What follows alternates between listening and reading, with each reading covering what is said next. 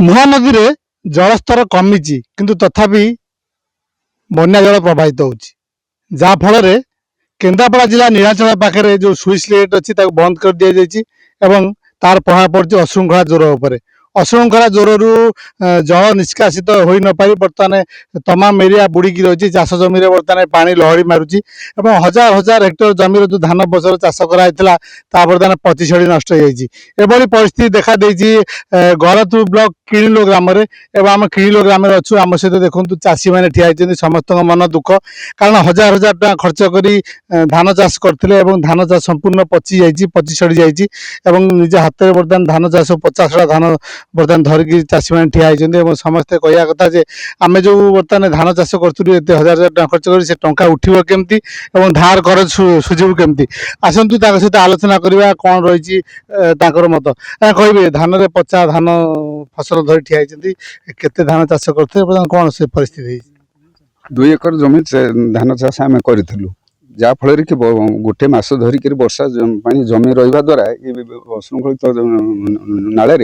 दल भर्ती हवा द्वारा पानी निष्कासन हो पारना तले सुइच गेट पड़ी जहाँफल मस धरिक ये धान सब जाक नष्ट हो गला बर्तमान जो गोटे मस धरी बर्तमान चाष जमी 5-10 फुट धलिया पानी जमी रही जहाँफल धान फसल बर्तमान 25 नष्ट होती मौसा कौन कहे कौन केमती बर्तमान चाष करेंगे आम तो 1-1.5 एकर जमी चाष कर सब खराब हो जाए सब किसी तो मिलियार ना जहाँ हम आप करेंगे कौन कौन कहे केते चाष करते कौन परिस्थिति बर्तमान मोर अंततः 3 एकर पर्यंत मुझे चाष करी उद्गत जल जो निष्कासन न हो पार मासाधिक काल है बुड़ी रही हाथ देखा आप जो प्रकार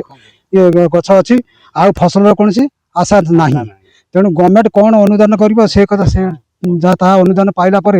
लोक टे आश्वस्ति अनुभव कर आशा करुँ मौसा केते जमी आप चाष करते बर्तमान कौन बर्तमान फसल है 6 एकर 7 एकर खंड हम आ चाष कर अवस्था ये कौन करेंगे गवर्नमेंट जहाँ सहायता करेंगे कि जहाँ करेंगे से कथा सी बुझे ना मो उपाय कौन आमर आ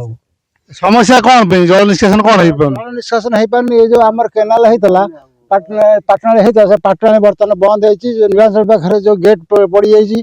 महानदी पानी ये पानी निष्कासन होनी ये जो वर्षा सबुदिन लगी रही द्वारा देखो आप देखुं ये सब जाक पानी जल मसे 2 दिन धरिकी वर्षा माने पानी जल धान बुड़ी रही धान उपर बर्तमान 3 फुट 4 फुट पानी से कौन निष्कासन हम कौन धान हम धान तो पचिगले आम आशा कौन अच्छी धान पचिगला चाषीर आशा ना जे धान फसल माने चाष करें मौसा कौन कहे कौन आज्ञा देखुं ये जो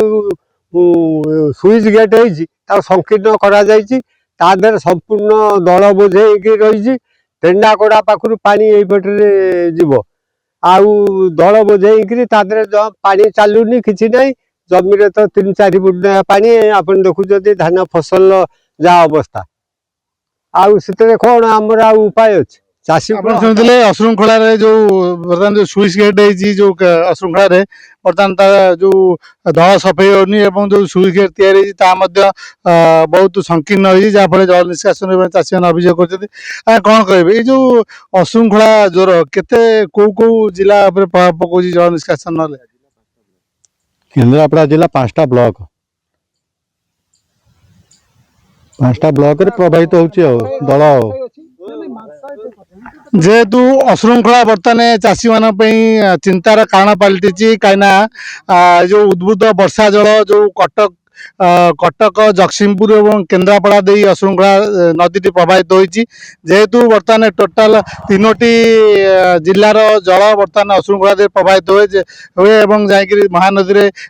निष्कासित हुए किंतु बर्तमान महानदी नीलाचल पाखे सुइच गेट बंद कर दी जाइए जहाँफल पानी बर्तमान चाष जमी लहड़ी मारुची तेणु बर्तमान चाषी केपरी धान फसल आदाय कर चिंतार पड़ी